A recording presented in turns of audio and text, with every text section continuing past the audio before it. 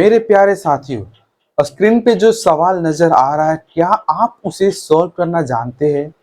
अगर जानते हैं तो सॉल्व कीजिए और आंसर को कमेंट कीजिए। अगर नहीं जानते हैं तो आइए इस सवाल को बहुत ही बेहतर ढंग से सीखा जाए कि बनता कैसे है। ठीक है, इस सवाल में बोल क्या रहा है कि एक बेईमान है और वो बेईमान अच्छाई दिखाते हुए ये बोलता है कि हम क्रय पर सामान बेचते हैं, अर्थात जितना में हम लेकर आते हैं खरीद कर उतना ही में बेचते हैं। इसका मतलब जीरो प्रॉफिट, न लॉस न हानि उसके अनुसार। ठीक है, लेकिन वो क्या करता है कि वो गलत गलत बात का प्रयोग करता है। क्रय मूल्य बराबर विक्रय मूल्य दिखाकर वो गलत बात का प्रयोग करता है। ठीक है, कैसा? 1 kg के जगह पर यानी 1000 ग्राम के जगह पर 960 ग्राम का बाट ही प्रयोग कर रहा है। ठीक है, वजन में फॉल्टनेस की वजह से अब ये सवाल पूछ रहा है कि क्या उससे लाभ हो रहा है या फिर हानि हो रहा है। अगर लाभ हुआ तो कितने रुपए का लाभ होगा? क्योंकि अगर उसने वजन में कमी किया है तो उसे लाभ तो जाहिर सी बात है होने वाला है। तो वही लाभ परसेंटेज इसमें पूछने वाला है। तो आइए कैसे लाभ परसेंटेज निकाला जाएगा वो सीखा जाए।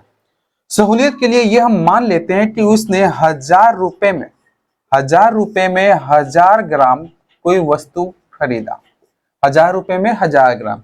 ऐसा क्यों ले रहे हैं? इससे हमें ये फायदा हो रहा है कि 1 रुपए में 1 ग्राम ला रहा है, तो वहां से लाभ और हानि निकालने में काफी आसान रहेगा। ठीक है, 1000 रुपए में 1000 ग्राम, ये 1000 है क्या? ये है इसका क्रय मूल्य। फिर बोल रहा है कि 1000 रुपया में ही उससे हम बेच रहे हैं, 1000 रुपया में ही हम बेच रहे हैं, लेकिन हमारे पास जो वजन है वो कम है, 960 ग्राम ही है। यानी 1000 रुपया में वो 960 ग्राम ही दे रहा है। इसका मतलब कितना ग्राम मार रहा है वो? तो 40 ग्राम, यानी 40 ग्राम अपने पास ही रख ले रहा है। तो इस मुद्दे नजर उससे लाभ कितना हो रहा है, ध्यान दीजिएगा। 1 रुपए में उसने 1 रुपए में 1 ग्राम खरीदा था, तो 960 ग्राम खरीदने में उसे कितना रुपए लगा होगा? तो फाइनली जो क्रय मूल्य की हम बात कर रहे हैं, नया क्रय मूल्य का, तो वो हमारे पास कितना हो जाएगा? 960 रुपया। विक्रय मूल्य कितना होगा? विक्रय मूल्य हो जाएगा कितना? 1000 रुपया। समझिएगा, 1000 रुपए में उसने खरीदा तो था, कितना ग्राम खरीदा था? 1000 ग्राम खरीदा था। बेच कितना रहा है? तो क्रय मूल्य के बराबर विक्रय मूल्य, यानी कि 1000 रुपए में ही बेच रहा है, लेकिन वजन जो है वो घटा दे रहा है, 960 ग्राम ही बेच रहा है। तो जितना दे रहा है वस्तु उतना ही का ना हम लोग यहाँ पे क्रय मूल्य लिखेंगे। तो 1000 रुपए में 1000 ग्राम, तो 960 ग्राम उसने कितना रुपए में खरीदा होगा? तो 1 रुपए में 1 ग्राम खरीदा था, तो 960 ग्राम कितना में खरीदा होगा? तो 960 रुपए में खरीदा होगा। यानी कि क्रय मूल्य हो गया 960, और 960 ग्राम के बदले में वो कितना रुपया ले रहा है विक्रय मूल्य के तौर पर? तो 1000 रुपया ले रहा है, यानी कि हमारे पास हो गया 1000। क्रय मूल्य 960 है, क्रय मूल्य और विक्रय मूल्य है 1000। इसका मतलब यहाँ पे उस इंसान को, उस बेईमान को लाभ हो रहा है। कितना लाभ हो रहा है भाई साहब? तो लाभ बराबर क्या होता है? विक्रय मूल्य मानिए क्रय मूल्य, यानी 1000 में से 960 घटाना पड़ेगा, आ जाएगा कितना? 40 आ जाएगा। लाभ परसेंट पूछ रहा है, तो लाभ परसेंट बराबर क्या होता है? लाभ गुणे 100 बटा में क्रय मूल्य। क्रय मूल्य कितना है? 960 रुपए। 0 से 0, 4 से 24 बार में, 6 चौके 24 और ये 25 चौके 100, 25/6 आ गया। 25/6 का मतलब 6 चौके 24 और एक 25। इतना परसेंट क्या हुआ है? उससे लाभ हुआ है। बताइए, बेईमानों लोग जो है लाभ कमा रहे हैं। और वैसे बेईमानों की बात करें तो बेईमानों को उसके क्रिया के अनुसार फल जो है इनडायरेक्टली या डायरेक्टली मिल ही जाता है समय के अनुसार, क्योंकि हर चीज तय है। आइए अगले सवाल की तरफ बढ़ते हैं और आशा करते हैं कि यह सवाल आपको अच्छे से समझ में आ गया होगा। ऐसा समझ में आया होगा कि आप दूसरे को समझा भी सकते हो। तो दूसरे को समझा कर देखो, क्या आपको खुशी फील हो रही है? अगर खुशी फील हो रही है तो और अच्छी बात है। कहा जाता है कि ज्ञान बांटने से ज्ञान बढ़ता है, लेकिन पैसा बांटने से पैसा बढ़ता है? इनडायरेक्टली बढ़ता है, डायरेक्टली पता नहीं चल पाता। आइए अगले सवाल की तरफ हम लोग बढ़ते हैं और देखते हैं कि अगला सवाल क्या है। आपको स्क्रीन पर नजर आ रहा होगा वो सवाल। क्या लगता है वो सवाल बन जाएगा? बन जाएगा तो अच्छी बात है ना। आइए अगला सवाल देखिए। बोल रहा है कि साइन के पावर 4 थीटा प्लस कॉस के पावर 4 थीटा बराबर दिया है 2 sine square theta into cos square theta. सवाल के रूप में क्या पूछना चाह रहा है, बोल रहा है कि कॉट थीटा का मान क्या होगा जब थीटा का वैल्यू कितना दिया है, थीटा का वैल्यू हमारे पास 0 डिग्री से बड़ा हो और 90 डिग्री से छोटा हो, इतना हमारे पास क्राइटेरिया दिया हुआ है। कॉट थीटा का वैल्यू पूछना चाह रहा है, क्या लगता है इसका जो सोल्यूशन होगा वो कैसे आएगा?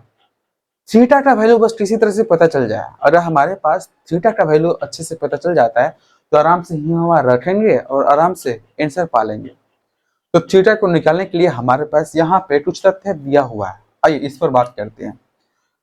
इसको अगर हमें फिर से लिखना हो रीअरेंज करके तो यहाँ पर हम लिख सकते हैं साइन स्क्वायर थीटा का होल स्क्वायर। सही बात है क्या? इस पार्ट को हमने दो पार्ट में बांट दिया। यहाँ पर हम लिख सकते हैं साइन स्क्वायर थीटा का होल स्क्वायर। ये जो इधर था इसको अगर इधर लेकर आए तो हमारे पास मिल जाएगा 2 sine square theta into cos square theta बराबर 0। ये A square plus B square minus 2ab नजर आ रहा है क्या? साफ साफ नजर आ रहा है। आशा करते हैं कि आपको भी ये चीज साफ साफ नजर आ रहा होगा। ठीक है, तो a माइनस बी का होल स्क्वायर पर ये टूट जाएगा, तो sign square theta minus cos square theta का होल स्क्वायर इतना बराबर 0। स्क्वायर को अगर उधर भेजे तो रूट अंडर 0 हो जाएगा, जिसका वैल्यू 0 ही होता है, तो वहां पर 0 ही छोड़ देते हैं। तो यहाँ पे sign square theta minus cos square theta बराबर 0। यहाँ पे अगर हम इक्वेट करना चाहें तो sine sine theta sorry sine square theta बराबर क्या हो जाएगा? Cos square theta.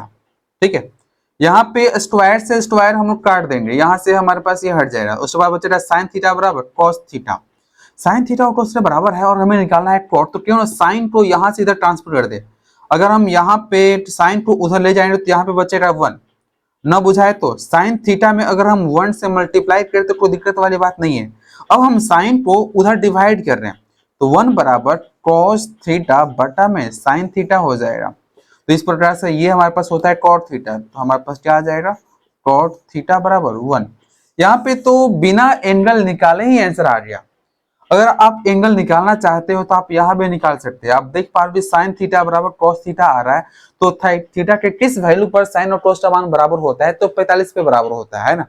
साइन 45 का मान भी 1/2 होता है और कॉस 45 का मान भी 1/2 होता है, यानी थीटा का वैल्यू यहाँ पे 45 डिग्री है।